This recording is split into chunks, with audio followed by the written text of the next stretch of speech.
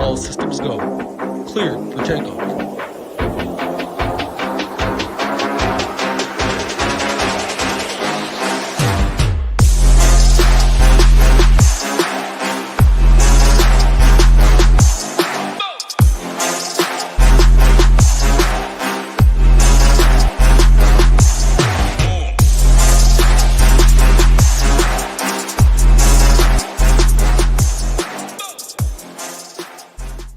What's up, everyone? Tyler Tamboline here, a.k.a. ToeTagginTambo. Back. We got the Week 8 edition here on the Mayo Media Network. Got my guys with me, as always. Hoop, Title, going to break it all down for you, as usual, going game by game, talking about some of this late injury stuff. We'll go through ownership. We'll talk about roster construction, game theory, how we're playing the slate, what we've got going on. If you're just joining us, I want to remind you guys very quickly, this show is brought to you and presented by Mayo Media Network. So go over to SHIPITNation.com, use promo code MAYO, get yourself 10% off. That's how you can get started. Get all the sports. Very interesting. That's me, man. Technical difficulties on my end, man. The AirPods are striking, man. The connection is not. Bring yourself in, Hoop. That's how you started off an intro, buddy. Come on in. What's going on this Sunday morning? I know you had a nice night last night out at the Pistons game. What's going on, man? How you doing? Doing well, and yeah, the AirPods are giving me some issues here, but I think I'm connected. And man, I just realized I forgot my coffee too in the kitchen. So trying to text Mrs. Hoop to see if I can get the coffee delivered into the office, get the AirPod issue fixed, and we'll be ready to roll because I do like the slate. We were talking about it ahead of time. Like, man, I actually really like the slate. Here's the coffee, perfect timing, man. Mrs. Hoop, come on in, get this coffee delivered, perfect timing. But yeah, the game was good last night. I do like this slate. We were talking about it a little bit. Like it's, there's not a ton of appealing options. Could be a low scoring slate as well. Like we talked about, like there's quarterback position is pretty tough and we'll dig through it and find the winners, but I should be fully set up here now. AirPods connected, coffee delivered. Now we just got to find these winners. Ready to go. Let's do it. We're going to get to that. Also, we're going to get to the giveaways. We talk about it every week. Before I bring Title and want to remind you, let's get that fastest 100 likes. We're almost there. We're at 70 something already. Once we get to 100, we'll go from there. We'll give the first away at 200 likes, give away $100. Then halfway through, we'll give another $100 away around the 350 mark. And then at the end, we give away another 100, but we could double it to 200 if we get to 500 likes today. So get started early. Take that 2 seconds. Hit the like button. It's easy to do. Subscribe to Ship It Nation and to the Mayo Media Network. You can check it out. When we get to 4,000 subscribers, we're almost there now on the Ship It Nation YouTube station. We are going to be giving away a 6-month bundle to the site. Title, bring you in, man. It's an exciting Sunday, free money Sunday, as you like to call it. We got a lot of games to talk about, so we'll get to it. 13 games this week without London, the buys, all that stuff. How you doing, my man? Yeah, doing well. Excited for Sunday. And yeah, that was my first takeaway of the slate too. Reeser mentioned it. No bye teams. Rare you see that week 8. No London teams as well. Or London games. So 13 games. And we talked about a little last week. Well, we're at 10, I think, maybe even 9. And we said like that's more, the smaller the slate, the more you can overstack and stuff like that. The bigger the slate, you won't be seeing like 6 of one game in my teams as much like that. So the more games, don't think you have to overstack as much. But yeah, I'm excited to talk to you two about this slate because, man, stacking options is tough for me. There's no totals are really jumping out. Not really any games are jumping out as much. Roster construction as always, but my initial thoughts is, yeah, not really going to be overstacking any game necessarily. I'll be mixing and matching some QBs. Excited to talk some football with you boys. This guy, just first of all, his name, YouTube user. Second of all, a Ship It shirt, a crown, and an inflatable raft. I'm going as Tambo, King of the Beach for Halloween. This ain't the costume crew. I can tell you that right now. Happy Halloween early to everybody out there, but I won't be putting on no costumes for this. I did carve up some pumpkins yesterday and did carve up a little Ship It Nation pumpkin with the kids. So I showed it off in our Discord. That was some fun, but Hoop, I'll go to you. We got a lot of games to get to. Before we hop into the first one, what's your grand scheme overview here? How are you seeing things? You said you like this slate pre-show. Talk to the people a little bit about what it is that you like. The hard part, I guess the tough part, I think, is, kind of what Title touched on, like finding the stacking option. I think a lot of that is because of the quarterback play. There's just not a lot of quarterbacks that stand out as being appealing on the slate. And, maybe throughout the show, I add a couple to my pool, but I'll be running a pretty tight quarterback pool today. And that information is up on SHIPITNation.com. Could change though. I still have to finalize all my teams. Could change, but got the preliminary guys up there on the site already. And we have another slate where low totals again. We don't have big time totals on the slate. We have, the highest one is basically, like 46.5 in Denver, and there's supposed to be some snow. Sounds like that might be a little bit of an overblown situation, but sounds like it's going to be cold and some snow. And there's just not many fun options in that game either. So you have a low one in Seattle, 37.5. We have a 40 in Pittsburgh, a 35.5, the Jets and Giants. It was similar to last week where we just didn't have a lot of high totals. That's what we got here. And, that's why I think people will have difficulty, building out their teams and finding those stacks today. But again, I feel pretty good about it today. And we'll talk more about that. It's been my favorite thing lately. But fantasy points, real life points, not the same. Jahmyr Gibbs, almost 30 last week. They put up 6 points and got destroyed by Baltimore. So it's just, again, remember that. Everyone's looking at it from that perspective. There's lots of great plays. We play a salary-based fantasy point game. So that's what you have to remember. We will talk about this later on, just earlier before we got to the show here. I think they put out that Moss is likely to give it a go here. It's what they decided. So that changes some things. But if you like Taylor, ownership should come down now. People maybe not as high on him. There is some weather to look at. Title, I'll go to you first, though. Your quick thoughts, quick overview on the slate, and then we're going to dive into this first game. Yeah, QB, like I said, stacking options for me tough as of now. I'm spreading it out a little more than I like to in my 150, but my initial thoughts is like these cheap quarterbacks, because I'm expecting a lower scoring slate and stuff, like there's spend up receivers you want, some spend up running backs, a lot of still cheap. Breece Hall, especially in that 5K, 6K range, but there's enough spend ups at wide receiver. And I think scoring will be down a little bit where I'm going to be mixing in some of these gross, lower, cheaper quarterbacks, and we have to pair them with one pass catcher. I don't care as much about a run back today as much, as I don't really see any games nuking. So yeah, my initial thoughts, a lot of games. I'm not going to be overstacking any certain game. People talking weather. Yeah, we'll mention weather a little bit. It did seem like that Schefter, the KC game, was definitely overblown with snow. See, Roth has it tagged as yellow, nothing worse than yellow. So I'm not really going to be changing too much of my script and who I play based on weather. But yeah, low totals, big boy slate. It's going to be a fun one.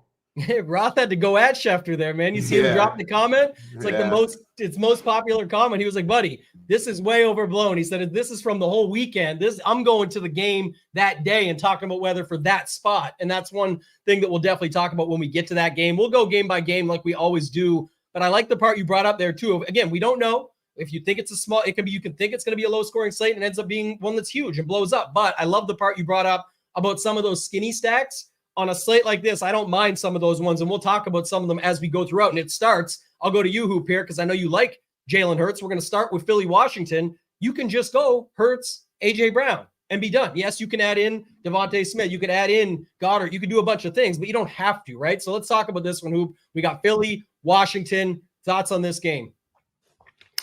Yeah, I mean, talked about it last week with these more expensive quarterbacks, and they were pretty low owned, and they all kind of got the job done for the most part. Mahomes had the big game. Lamar Jackson had the big game. I think it could be another week where there's just a lot of ho-hum, mid-price, low-price quarterbacks, and then we could just get the high-end guys just dropping their ball sack right on the foreheads again this week, and it's Hurts, Lamar Jackson, and again, you could even throw Mahomes into that mix as well. I mean, A.J. Brown has been phenomenal. I mean, there was that little squeaky wheel narrative after week 2 where he wasn't getting the ball much. He's nuked basically every single slate since, over 125 yards, 127 yards in 5 straight games.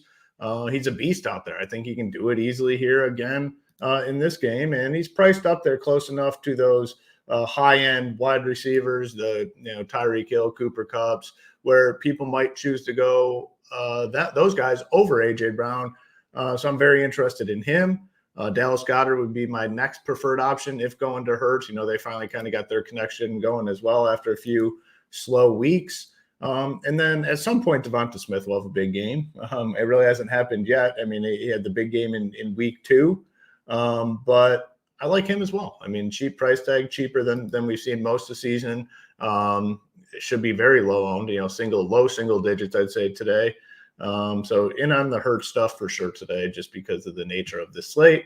And then on the Washington side, the only guy I really see myself playing on the Washington side is McLaurin at 5.3K. And then, maybe Dotson, Samuel, small, ownership on those guys. But I agree with what Title said. Like, I don't want to force run backs today just because of the nature of the slate. There's just some really, really gross spots. I don't necessarily see a game that's 35-28 or something crazy like that. So not forcing any run backs. Feel pretty good though about the Eagles side today.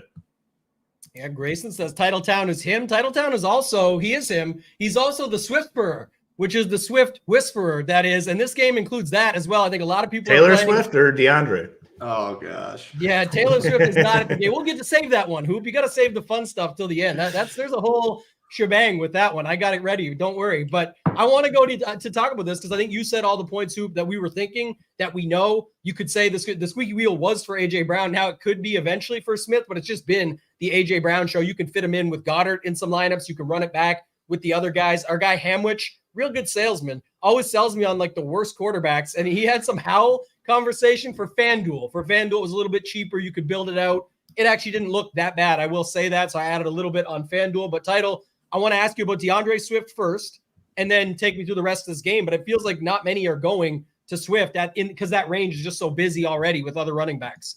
Yeah, I'm not going to really be on Swift as much either because Gainwell is getting mixed in. I like the passing game more. Washington's more beatable in the secondary as well. We're talking skinny stacks and stuff like this. This is the perfect game to start because I like Hurts. A.J. Brown's the guy. Yeah, we can keep talking Devontae Smith. One of these weeks he's going to do it. I hope it's not this week because he needs to show me at first. I mean, Hurts is just locked in on A.J. Brown, and why wouldn't you be with how good he's been? So A.J. Brown for sure my favorite with Hurts. Dallas Goedert at tight end as well. He's my second favorite. Really just those two on that side. Of course, if you want to play a Swift, Devontae Smith, they're going to be low owned. No thank you for me as much. Sam Howell, though, I'm glad you said that with Ham because I even have a little interest on DK.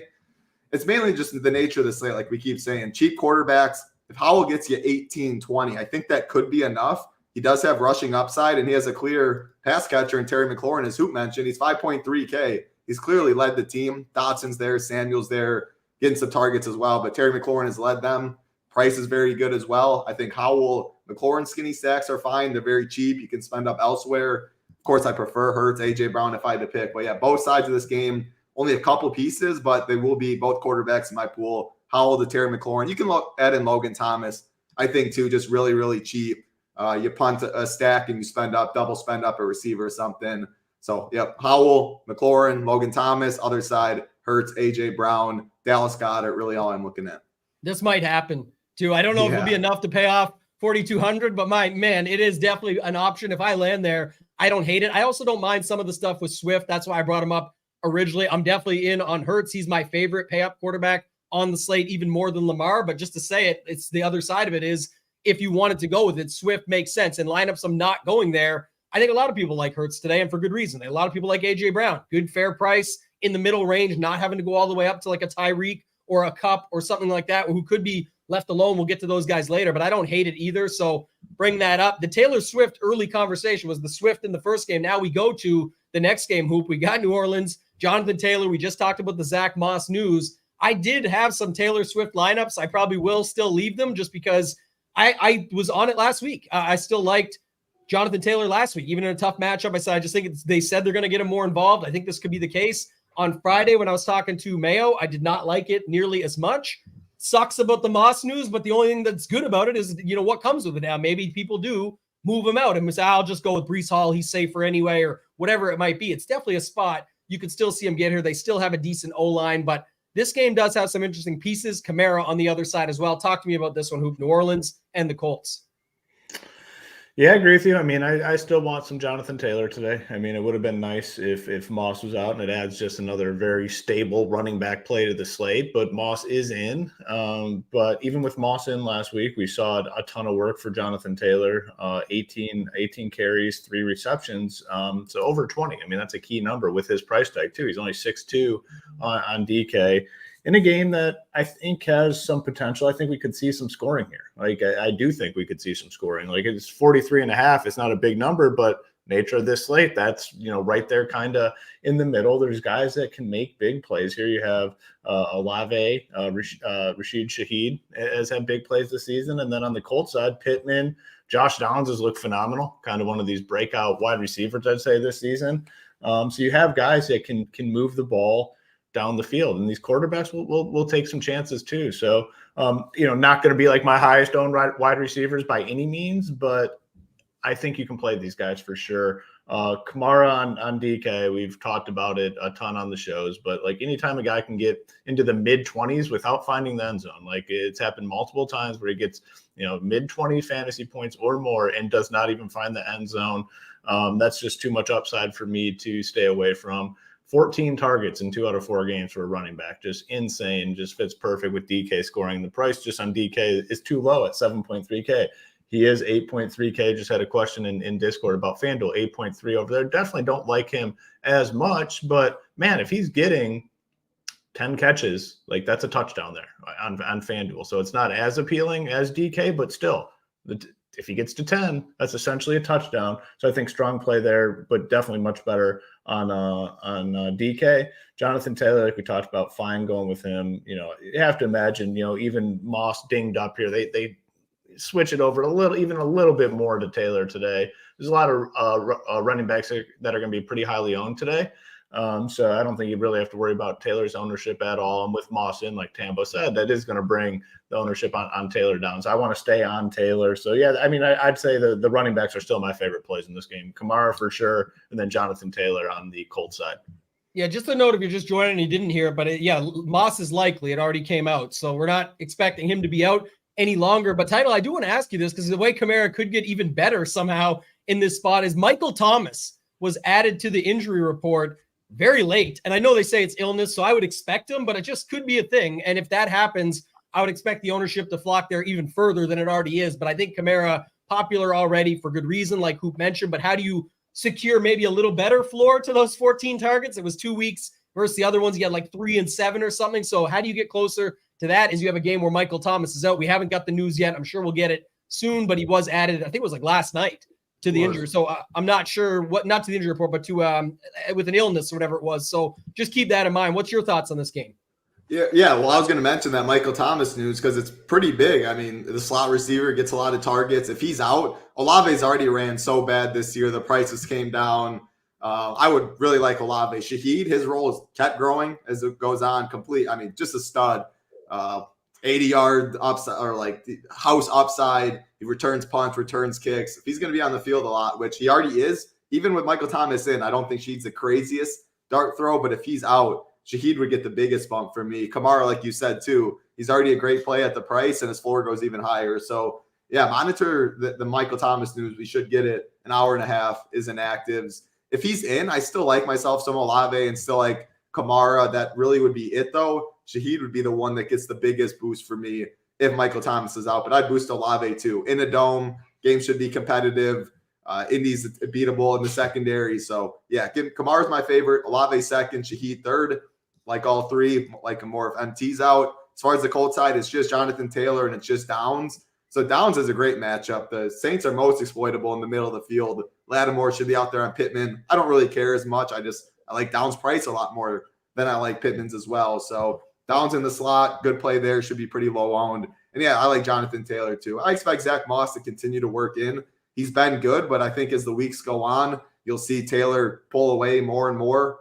And yeah, I mean, this is a good price tag. I don't think ownership's really going to be there. So I like mixing him in skinny, like both sides, a skinny stack of JT Olave, JT Shaheed, Kamara down, stuff like that is my favorite way. I don't really like the quarterbacks.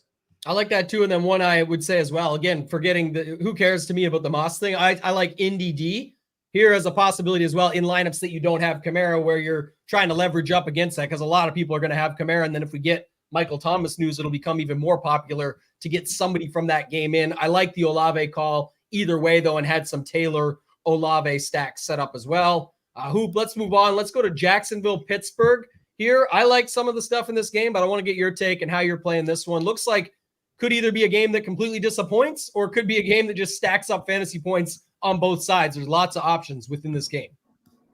Yeah, I mean, the side that's, I guess, a little more difficult for me is the Jacksonville side. I like Christian Kirk. I like Evan Ingram. Calvin Ridley is tricky. I mean, everyone thought it was going to be him. We talked about it on one of the shows this week. I mean, everyone figured this season it was going to be him, but it's kind of been more Christian Kirk. he had a couple big games, Ridley, but it's been more Kirk. So I prefer Kirk over Ridley. Definitely like Ingram at tight end. Tough, I think, to get to ETN today, but I mean, he does have the slate breaking upside. So if you like him, you should be able to get him at low ownership with some of these popular running back plays. Trevor Lawrence, just the upside, man, just not there. We called him Mr. 15 fantasy points a couple weeks ago, and he got like exactly 15.7. He has had like a 18 or a 20 fantasy point game, but like you want more. And I don't think this is the best spot for the Jags offense. So I'm going to be way underweight. I mean, Ingram would be the guy for sure that I want to get some exposure to, but don't love the rest. Kind of shifted my tune a little bit on the Steelers stuff. I know a lot of people on our team over here are interested in Pickett. Didn't have a ton of interest in him. But, man, I'm finding as I build my teams, like his $4,900 salary makes a lot of things work for me. So, in honor of Tambo adjusting his player pool based on my likes, I'm going to adjust my player pool based on his likes and get myself a little bit of Pickett. I mean, the issue, though, is you need a low-scoring slate. If Pickett's going to be the guy, I think you need a low-scoring slate for it to pay off. The upside is – I just don't think he has a ton of upside. But again, the $4,900 price tag, I think, can make a lot of things work for my lineup. So if you get that low scoring slate, he gets 18 to 20 fantasy points. Like, I think it could work today. So have some of him. And, I think, the reason that he's gaining some steam is a lot of people already had their mindset like, all right, we got the Sam Darnold play at $4,300 today. I'm building my teams. I got this cheap quarterback. Well, I think all that Sam Darnold love is pushing to Pickett. But I am going to have some. It's just the way my teams are working. And the nice thing about Pickett is, their running game is just terrible with Najee Harris. So, they're probably in a lot of 3rd and 5s and 6s where they're going to be passing. You got Pickens, you got Deontay Johnson, and then you get a cheap tight end in Hayward. So, you can stack this entire offense for dirt cheap. Dirt cheap. The main pass catchers, $5,600 for Pickens, $5K for Deontay Johnson, Hayward, $2,600 at tight end, and then the quarterback's $49. So you're able to get an entire offense, and then you can get some big boy pieces around it. If you want to get some Christian McCaffrey, like this is a good way to get Christian McCaffrey, stack the Steelers. If you want McCaffrey and another spend, if you want McCaffrey and, Cooper Kupp or Tyreek Hill, like you stack this offense and you get 2 spends to go along with it. So more interested in this than I was earlier in the week. So I do think it makes sense. But, yeah, a lot more interest in the Pittsburgh side than the Jacksonville side for me today. Yeah, I like the first part you brought up, especially, like you said, it's going to take the low-scoring slate for it to happen. He just doesn't put up – you're not going to see 20 Pickett points very often. But if you get it here, this would be the spot, and it's easy to connect them up. I posted in the tidbits this week, Pickens looks really good. Deontay is still super cheap. And then on the other side – Ridley, when we were paying $5,400 for Kirk, Ridley was $7K. Now Ridley's down to $5,800. So another thing that was posted in the tidbits, I think Kirk is obviously the preferred option. I like them both. I like Kirk more because he feels safer. So in the higher dollar, smaller fields, I'll probably just take him and say it's fine. He's going to at least get his, and then he has that upside too. But in some of the larger field stuff where I want to take risks and smaller buy-ins to take on the chances, Calvin Ridley at $5,800. The chat talked about it with Connor Hayward. He's $2,600, kind of like your McBride pivot there, but I only really want to use him in a spot like this or in a secondary stack where it's like, maybe ETN Jr. and Hayward back on the other side. The weather does say scattered showers, but it was more likely early than late from Roth and said winds stay fairly light. This reminds me, Hoop, not of this. I'm not saying it's going to be like last week's game, but the call out you had last week was just so good on Baltimore and Detroit. We're like, the wind doesn't matter, because what they do is not that. And that's just not – these guys are going to run it around, going to be short passes. They usually do stuff with it more than it's going to be all these long bombs anyway. It's not what I'm expecting here. So definitely think that's a possibility. Title, what's your take on this game? Yeah, I like agreement with you guys. I like the Pickett side much more. Just back to those cheap quarterbacks that you can skinny stack it. You have Pickens. You have Deontay Johnson. I definitely am on the Pickens train. He keeps getting better. Pickett I feel like – him and Pickens and Deontay are just going to keep spreading out, whereas Pickens going to be the alpha, Deontay is going to be the second guy. It helps them too. Like Deontay coming back last week, there's more space for him. Defenses can't key in on Pickens as much because really outside of those two, there's no real threat out there. So yeah, I love Pickens this week for sure. I like Kenny Pickett, the pairing with them.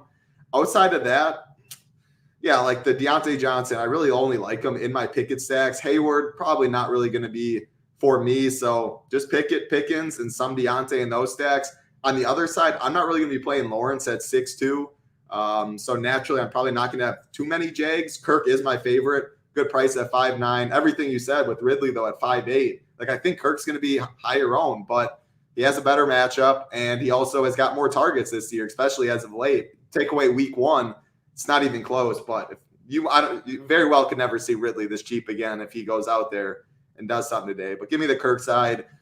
Outside of that, like, I get the ETN. If you want to be contrarian, he's not going to be low owned, but in that range, there's only so many routes you can go. He's a bell cow running back. You don't have too many of those left in the NFL, but the matchup's pretty tough. I think the game's going to be pretty slow. I just don't want to spend that much for ETN there. So I guess Ingram would be my second favorite at tight end. Not much interest for me in this game, though. The Pickett Pickens is what I'll have most for sure. I'm good just not running it back at all. Yeah, I like Pickett, Pickens, Ingram actually too. Just that's another one that you brought up. I don't hate that. ETN is just a pivot play, really, if you think about it, because Kamara is $100 more. If you want that to be involved, that's another way you could see the game speed up, but nothing else really for me. We talked about it quite a bit here. We got to pick a winner after this game, so be ready for that. We're about to hit 200 likes. We've got over almost 550 watching, so appreciate everyone joining us here on this Sunday morning. Excited to continue talking through the slate. We got a bigger slate on tap. We're going to show off our stack rankings, do the sneak peek, as always, over at SHIPITNation.com. If you guys want to join, today's the day to get in. You can get in with code MAYO, get 10% off. But Hoop, go to you on this next one, the Battle of New York. We got the Jets and the Giants. Maybe an ugly one, but there's definitely one play in this that everybody thinks is nice here at 5,900. So talk to us about Breece Hall. Talk to us about the rest of this game. Yeah, I'll get to the game second. We got the winner for sure. I mean, it was right out of the gate. Our guy with the original name here on the channel, YouTube user. I mean, it's got to be him. I mean, he's got to give up his real name now when he reaches out, right? Yeah, well, he can't hide behind YouTube user if he wants the Hyundai. So, reach out to us, info at SHIPIT Nation. We'll get you set up with that $100. But yeah, this is a good comment right out of the gate. Halloween on Tuesday, everyone's going to have their costumes ready to go. YouTube user doesn't need his costume. He's all set. I mean, he's got it all planned out. So he'll be the winner today. Oh, man. Sure. I'm here. He says John 23R. Or who knows if someone just switches their picture to that. Yeah, we'll see how it goes. You got to email us, info@shipitnation.com. Screenshot your YouTube to show it's you, and we're good to roll. But Hoop, talk to us about this one. Battle of New York. We got Giants and the Jets. Yeah, I mean, Breece Hall. I mean, the Dalvin Cook thing, demanding a trade or whatever. I don't even know what it was, if he's demanding a trade or just unhappy with his. I mean, he's cheeks. Another guy to add to the list. He's probably already been on the list, but we'll solidify it here on the show and put him under the cheeks category. It's just Breece Hall in this. It's a 35.5 total. You can definitely play the defenses. Prefer the Jets. Obviously, it's a nice pairing. Breece Hall, Jets defense. It's just a nasty game. 35.5. I talked on, I don't know what show it was, maybe Friday, where maybe some Saquon love, but I don't even think I like that today. I mean, the Jets defense is solid. It's Breece, it's the defenses, and I'm not playing anything else here. Yeah, Tide, I'll go to you quick on this. I think it's gonna be very similar. But last week you called Barkley. That was pretty good. What do you think this week? Opposite side of Breece, right? You see this all the time. Game flow just has to flip, and then you got the other side. What's your thoughts on Barkley? You can talk on Breece and then anybody else that you want to mention within this game. Yeah, for me, it's really just Breece. It's just going to be such a gross, slow-paced game. You try and Barkley's going to get his 25 touches, I believe. I don't think the workload is going to change at all, but it's just, do I really want to be jamming in AK plus in a game like this? Not really. It's just Breece's price tag with Dalvin. Yeah, I don't wanting to get traded. They're coming off a bye week. Breece was already getting much more work in week 6 before the bye, expecting him to just take over here, and Dalvin's been so bad. So he's 7-2 on FanDuel is Breece, and he's still a great play over there. So 5-9 on DK just shows how bad it is. So it's chalk. Just know he's going to be by far the most popular play on the slate. You can eat chalk in NFL. You got 9 spots to figure out or whatever it is. You can get different elsewhere. I'm going to be playing plenty of Breece. Free Saul, free. So you can get them for cheap. 5,900. That's basically free on DraftKings, like you said. Yes, our man Sean brings up. Sorry. Yes, you can lock Breece. Sorry. Yeah, no, all good. I was just gonna say our guy Sean brings up, the usage off the charts with Tyrod under center. One thing I don't hate too, somebody else brought this up. I love this call. I don't love it as a play, but just natural. I think it's going to be, if it's not Brees, it's Wilson or Conklin. And that's, putting it on someone else. I'm just saying it definitely could see a spot that I wouldn't hate it on FanDuel. It was cheap enough. You could get some Barkley and some Wilson in there, no problem, if you just want to flip it around, because Brees is still a good play over there, like you said, but he does get more expensive. So if you're like, just a little bit more, that usage alone with Barkley could be enough, because it only takes one play with him. And as good as any defense is, the Jets are awesome, but as good as any of them are, you could definitely find a spot where a guy like Barkley just breaks out, steps over a guy, and boom, he's gone. And everyone's like, oh, of course, the opposite side of Brees. It ends up being Barkley. So we'll see. Hoop, I'm going to come back to you on this one. I like this game here a little bit. Houston, Carolina. This, like you said, nature of the slate. We talk about these totals. This one got one. It's almost 44, but I think this one has went up as the week goes on. Maybe I'm wrong on that. One of them was, I was going to say this earlier when we look at weather, right? But this is one that I was going to talk about. What's your thoughts on this game? And I'll pull it up.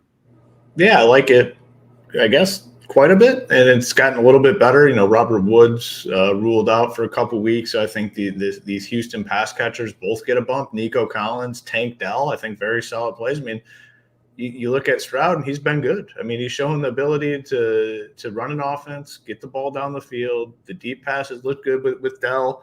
So I'm in on them. I mean, Noah Brown's going to get a little more work, 3K. I mean, it's not like an exciting play, but man, I'll get a little bit for 3K flat with the injury situation. A guy that's already been involved in the offense, week 6, 5 targets. He was active week 1 with 4 targets. I think there's an injury situation. So anytime someone's ruled out, like he's the next guy in line. So I'm fine with him at 3K. Dalton Schultz. I do like the tight end position actually today, which is kind of weird because the slate is pretty nasty. So I do like a lot of tight ends better. But if you're getting in on this game in a big way, like I definitely include Schultz. I won't have a ton though, just because I like some of these other tight end plays. We've already talked about a couple. And there's more out there too. So Collins and Dell will be my favorite part of the Texans side. On the Carolina side, sounds like they might be shifting a little bit to Chuba Hubbard. There's some good comments from the coach. Sounds like he has a chance to potentially start. He's looked good. They're at home here, 4.8K. I'm going to have some of him for sure in my 150. Thielen at 6.6K, I think is still too cheap. I mean, he has been phenomenal. If they're playing from behind, like the targets just continue to rack up for him. And at 6.6, it's a good price tag. Now, FanDuel has done a good job. I think he's all the way up to like 8.4. That's tough. I mean, that's a tough price to pay on Adam Thielen. So I'll probably be off of him on FanDuel, but on DK, like definitely. He's 8.2 on FanDuel. That's like a little bit too much for me. His game fits DK a little bit better. So love him on DK, not as much on FanDuel. The other pieces, don't really love. So Hubbard and Thielen on the Panther side, Collins, Dell on the Texans side. But yeah, I do kind of like this game a little bit, like you mentioned. What about Schultz too? Chat was talking about him. Yeah, no, I said I'm fine with Schultz if you're getting in on this game, but the problem is I like a lot of tight ends this week. Tight end for me might be one of the more loaded positions on this slate, so I do like a lot of other tight ends more than him, but if you are like game stacking or going heavy on this one, yeah, definitely include Schultz in there. I just don't know how much I will personally have of Schultz today. Yeah, makes sense in the stacks. He's definitely had 3 good weeks in a row, touchdown every week there, so something to look at. Before I go to you, Ty, I want to remind everyone, almost 600 watching now. I know it's forgetting. It's the weekend, waking up, hazy Sunday morning, all those things, but it helps us out a ton. It goes a long way. Subscribe to the channel and smash the like button. I think we can get to 300 likes pretty quickly just based off this quick stop and rant for you to go do it. When you hit that, it helps us out a ton. When we get to 350, got to do the next $100 giveaway. We've never got to 500 yet. So it would mean a lot if we could try and get there. We appreciate it. But title, go to you, same game. I definitely think stacking it up, right? We talked about it with Stroud. You've got Dell, Collins, some mentions around Noah Brown, Schultz. And then on the other side, who mentioned it? Hubbard. But, not a lot of talk. The chat mentioned it some, though. Pierce coming off a bye. The O-line should be healthiest as ever. I know they've been mixing Singletary in around that goal line too, but Pierce should get the first shot, I think, right? Yeah, you'd think so, but Singletary, so both teams coming off a bye week. Singletary got 12 carries in week 6, and he did pretty well too. So both of these, I like the pass catchers way more in this game because I'm worried about both backfields going forward. I want to see it before I play it a lot. Pierce and Singletary, thought Pierce would have a much bigger role. Singletary's ate into it a little bit. On a 13-game slate, I don't really want to be messing with mixed backfields. Not saying it's going to be split, but I don't think it's going to be 70-30 either. And as far as the other side, yeah, it was all Sanders. Chuba's been getting a lot of talk. I think he's probably going to get first crack at it too. I think they're going to mix and match though. And just why do I want to play a split backfield there, especially the first week that they've been talking about it? And it's hard to trust coach speak too much. So yeah, I'll take a pass on the running backs. I'll go to the pass catchers, and I like both sides. It is interesting. Someone brought it up that the Carolina, so like I said, both teams coming up by Frank Reich has been awful for the Panthers calling plays. So he handed it over to Thomas Brown. Not really familiar with him too much. It really can't be worse. But what I do know is Adam Thielen's going to get the ball early and often. I like him on DraftKings a lot. That price tag is very good. DJ Chark opposite of him, I think that's a very good price tag. 3.8K for DJ Chark. That is something I will buy in. Big play upside. He gets the deep balls there. So Thielen, Chark, my favorites by far. And because I like those two and I don't like the running game as much, the nature of the slate, I'm going to be playing a little Bryce Young. I don't know. Narrative helps me a little bit. Number 1 pick, number 2 pick, Bryce Young, CJ Stroud.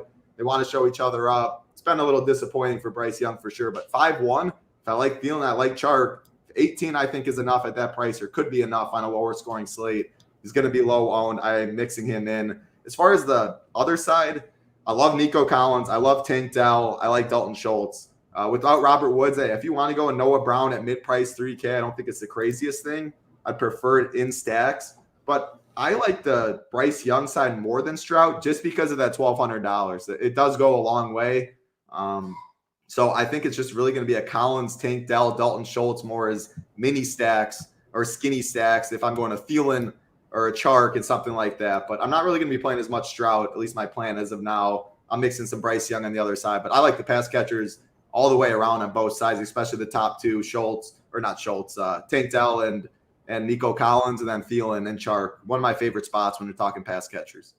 Yeah, I was just looking at it too. And I think, again, you can overstack it as well. Like you could go Stroud with Dell, Collins, and 1 or 2 from the other side. But I also think you could get away with a Stroud, pick your guy, whether it's Collins or Dell, and still play Hubbard and Thielen and just do it that way. Because, I know it's not as conventional to run like a 2-2 where you're running the quarterback with just one guy and then 2 from the other side without their quarterback.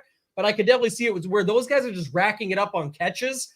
Hubbard gets in the box plus some of those catches. Thielen gets, 10, 12 catches on DraftKings, really pays off, like Hoop said. And then if Stroud runs one in plus throws a couple to Dell, for example, that's like a nice little setup there where most, I think, are going to just naturally go Stroud, Dell, Collins with one of the run backs like Thielen. So don't hate it, but I also think you could just go Stroud, Collins, Dell with Thielen. One thing I like about that, and talk about it on the Mayo Show every week, but I like when sometimes your builds just take up all the wide receiver slots with everything, because it's just going to be so contrarian versus the field. And now you can plug in your chalk running backs because who cares? Not many people are going to play it outside of those specific stacks, which just aren't going to be owned enough. And so that's one of the other things. Yeah, Hayden Hurst is there. You can do whatever you want on the other side. I'm just saying, like, I prefer it to be Thielen, especially on DraftKings, really expensive on FanDuel. Hubbard, I'm with Hoop on that one. I think that's good. And then our guy, NYG fan, Dwayne, shout out to him. He's the man. He says Hubbard's been the better back so far, even before the injury. Pieces are affordable all there. Just depends the script you want. Last time Brown was calling plays was in college for the Canes under Mark Richt, but it's still hard to be worse than what Reich was doing out there. Yeah, that is true. Hoop, Reich was awful.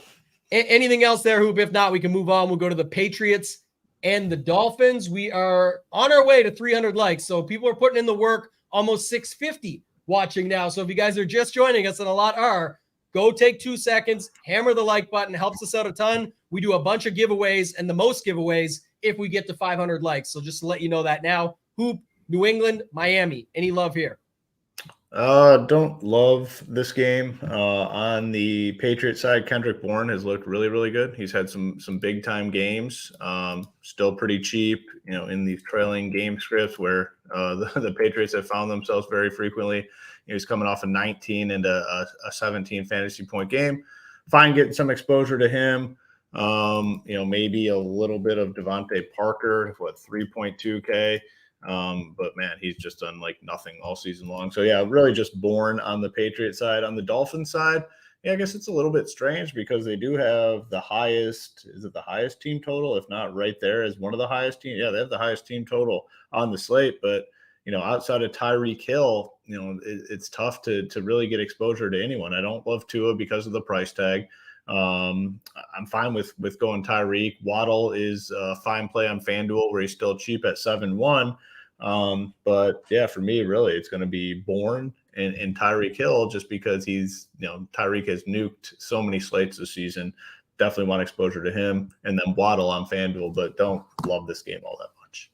I just had a thought on this one, Title, is that Bourne, popular, not super popular, but the person people are talking about in this game for good reason. I heard a little bit, this is going to have no ownership, but people are liking Demario Douglas, mentioning him. But isn't it Devontae Parker revenge? Going against Miami, you $3,200, and everyone's if anyone's going here, they're playing Bourne. What about Devontae Parker at $3,200? Anything else you like within this game? I hope he wins you $1 million or a seat or something, because he ain't gonna win me nothing. No Parker on this. This team's so gross to click on. It's really only wide receiver one on both sides. Bourne has clearly taken the role. Mac Jones not good, doesn't really have too much time, and is not mobile. So usually he only gets time for 2 reads. First read's almost always Kendrick Bourne, so I'm good at that price. Always a better play in DraftKings, PPR monster there. And it's Tyreek on the other side. Like, I need to see it from Waddle. Yeah, you guys can go with all these revenge games, but it's Tyreek, it's Bourne, and that's really all I want in this one. Man, stack it up. Mac Jones, Devontae Parker, and Gesicki. Get your Tyreek on the other side. Everyone's worried about, Belichick shutting down Tyreek. It's definitely possible he wants to chuck every dude on him and see, but we've seen it also where, it just changes up. And Tyreek just runs back and forth 95 times. It's like, what, you're going to – he moves around so much. It's so hard to scheme him. I'm not worried. This is wild if true, but still, appreciate the comment. That's a good comment. I'm happily missing the birth of my firstborn child for this show. That's intense, but I do like the comment. I appreciate it. Hoop, anything more on this one that you want to talk about? If not, we go to Atlanta, Tennessee. I didn't have a lot on that one. I think if you want to go like Bourne, Tyreek or something like that, I'm just, sort of going with the flow on the other stuff, but I don't have a lot of love for that game. No. Atlanta, Tennessee. Yeah, go ahead. Yeah. Go. Atlanta, Tennessee. Another game that's not super appealing from a fantasy perspective. I mean, I will not be clicking a Titans guy today. There's no chance with Levis at quarterback, Will Levis at quarterback, just not going there. Derrick Henry, like, no thanks. These pass catchers, no thanks. The Titans to me are easy cross off, and Falcons are probably just as easy. I mean, you can play some Bijan Robinson for sure. He's all the way down to 6K after, I guess being sick last week and no one knowing about it. But this is not a game that I want really any exposure to. Maybe some Robinson, and that's it. And they're talking about weather in the last game there. It says winds 10, 15 miles per hour, gusts around 20, maybe a shower. Again, just not going crazy in that game either. I'm definitely not going crazy in this one. My guy Mayo was trying to chat me into all these Ritter stacks. He loves it. And I left those ones in, Title, but I couldn't add any more personally. So any thoughts from you on this game? Anything you like within it? You should have told him you missed your boat 2 weeks ago. Dalton already took all your Ritter money, and that might be done for the year. No, I don't like this game. Bijan Falcons is my favorite pairing for sure. Falcons D against Will Levis. Bijan all the way at 6K, but Arthur Smith's a complete moron. Like, who knows? He was sick Saturday. No one somehow ever hears about it. Then he's sick, and they say this at halftime, and he somehow gets a carry in the second half and comes like – nothing makes sense to me, but at that price tag with how good Bijan is, I think I'll take a shot in tournaments. And I like the Falcons D a lot too, so you get that pairing there. But full fade in this game makes a lot of sense to me too. Yeah, I like this question actually too, because it's a good point to bring up. We don't get a lot of 13-game slates this time of year, so just to say it again, to remind people, this is the thing. The ownership will spread out quite a bit beyond what we know. Certain running backs like Breece Hall going to be extremely popular, and there's a reason for that. If someone's that popular on a slate this big, it's usually because it's the price play, or there's injuries, or there's certain stuff involved. And that's where we're seeing with Breece with the price. That's why you're seeing it at $5,900 on DraftKings. So keep that in mind. But one thing I'll say, it's not just some games just naturally get scratched out, but especially playing these higher dollar, smaller entries, qualifiers, things like that, you can just sit back and say, I'm going to play good plays and just let the field make mistakes, because people do try and get too tricky or overstack a certain spot or do something and that's why we mentioned earlier, these skinny stacks can really be helpful on a day like today. And we'll get to some later, I think even more, but we've talked about a few already. If you just go Hurts, AJ Brown, and don't run it back, you don't have to force in Dotson or Samuel or McLaurin. If you want to, go ahead. I have some with that, but I'm saying just these spots, you can just pick some plays, get different enough in a few places, and just be able to add in what you want. And then you'll be surprised at the end of the day. Some people see the winning lineup and go, oh, it really just was that. I tried to do all this stuff and you didn't have to. So the Bijan flop leg, I will say, title is definitely a possibility here, but risky and is scary to go to for that matter. So I'm going to stay with you, title, actually, and go back to, got to stay with you on this one. Minnesota, Green Bay. Here's your spot, man. These are your teams. What's going on here? What are you doing in this game? Anything? I don't know, man. This is tough. So let's start with Jordan Addison, I guess. Coming off the absolute nuke on Showdown. They're still obviously without Jefferson. I'm going to go back to little Addison. The price just didn't move enough. 5.7K. I like the Viking side much more than I like the Packers side. With that being said, though, I'll start with the Packers side because there's really only two guys. It's Jordan Love, if you want to go there. I don't really like it as much, but Christian Watson, I'll play some at 5-1 just because he has that 60-yard touchdown upside. He's way better than the price indicates, and I like his upside. Definitely has downside in tournaments, but you want first. That's all you're playing for. So Watson 5-1, really the only Packer I'm interested in. Vikings much more interesting. Kirk Cousins price at 6.9, I think has me not liking the stack as much with him, but Addison at 5.7, TJ Hawkinson at 6.2, by far my favorite plays. I like Hawk a lot at tight end. A lot of people will be looking to save. If people do spend, I think it is him. I don't think much go to Kelsey at all with some weather concerns with the price and the nature of the slate, but I still think Hawk's ownership is going to be fair. You're getting wide receiver 1 at 6,200 without Jefferson there. So I love him at that weak tight end position, like Addison. Outside of that, give me some Vikings defense too, man. Jordan Love can make a lot of mistakes. Fair price tag too. So not really stacking this game. It's Addison, it's Hawkinson, and then some Vikings defense, and it's Watson on the other side. So I'm talking a lot about these pass catchers. We'll get to some running backs I like later, but yeah, I'll be the donkey to play a lot of Breece Hall today for sure.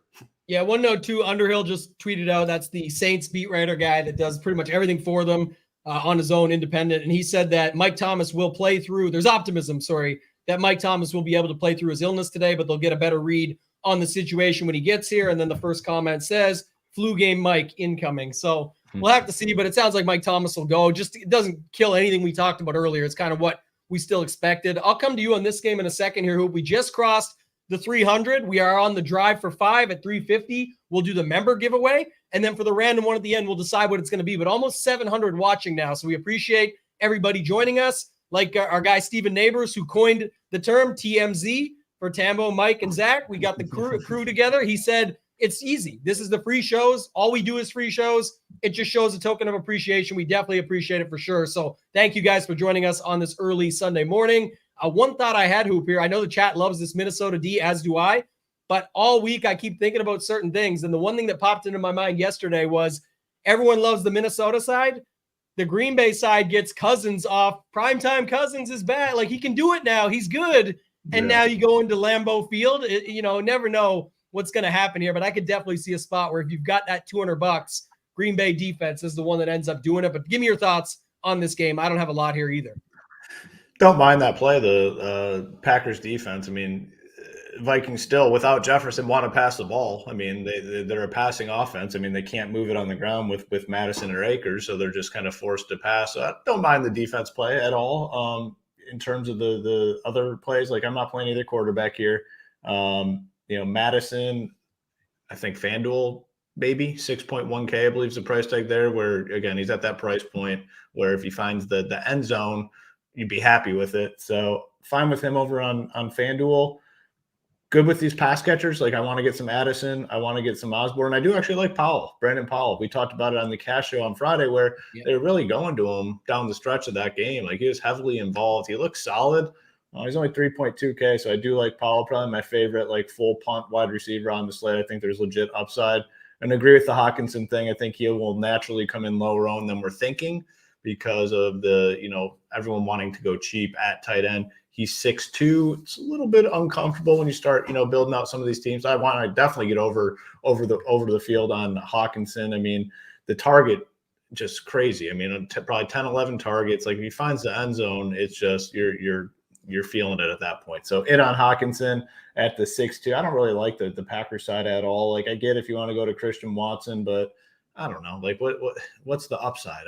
I get it. Like he's a big play guy, but Love, they haven't had a great connection so far, him and Love. So Love is not a big play guy, but the other guy is. That might be the problem. Right? Yeah, exactly. Yeah. So I mean, it hasn't worked yet this season. Like I don't know. Like I'll keep him in my player pool. If I get some of Watson, that's fine. But I'm just not going to be forcing his ass in. I don't know. I don't like anything on the Packers side. I like the Vikings pass catchers. How about that? Yeah, one guy I thought about too if you're playing the Minnesota D, the one guy I mentioned earlier, I can't continue with Madison here. That's, if it burns me, it burns me. But Akers was on the field late into the game last week. They just kind of trusted him at the end at 4,800. I know earlier our guy Nades was in here trying to sell Singletary over Pierce. I would way rather go to Akers in this spot. And if you want to play it with that and just see if he can get the job done, because Madison has not been able to do it. So don't know, nothing crazy. I'm not going high on this one, but I love the Hawkinson call. If you're out there betting, I think the anytime touchdown, I think the overs on Hawkinson, there's just no way he can get played either with the Kelsey, Andrews, or the cheap guys. Just no way.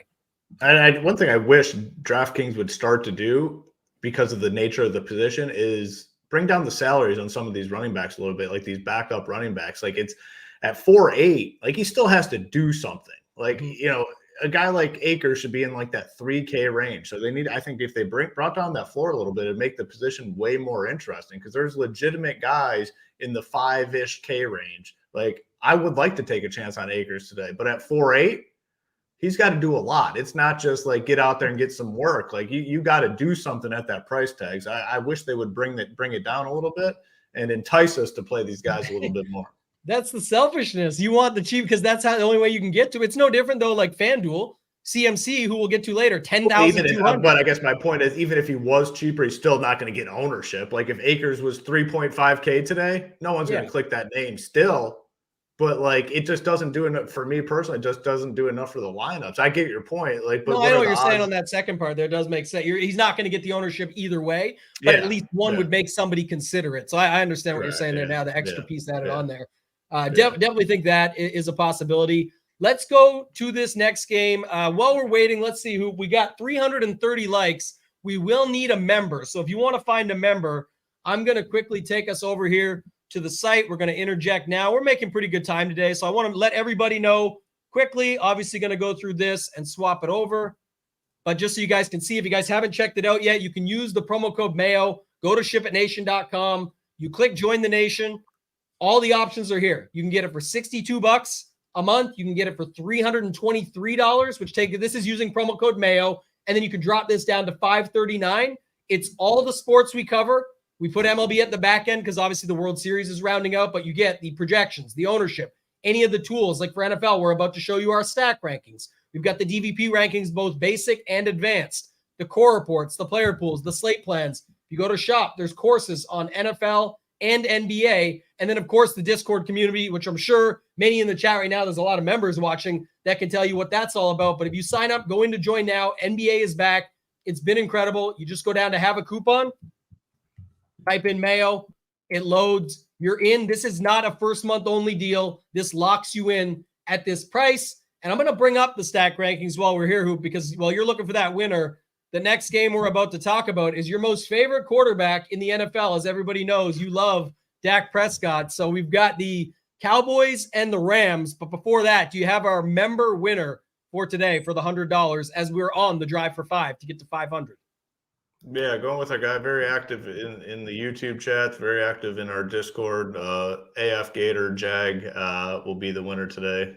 We obviously appreciate all his support, and again, very active member in our community, and we appreciate that. AF Gator Jag, this is some Jerry Jeudy foreshadowing, just a guy. Jag, we'll get to him later. Stephen Smith had to go on and apologize for that, right? So, who was it Steve Smith. Yeah, not Stephen A. Smith.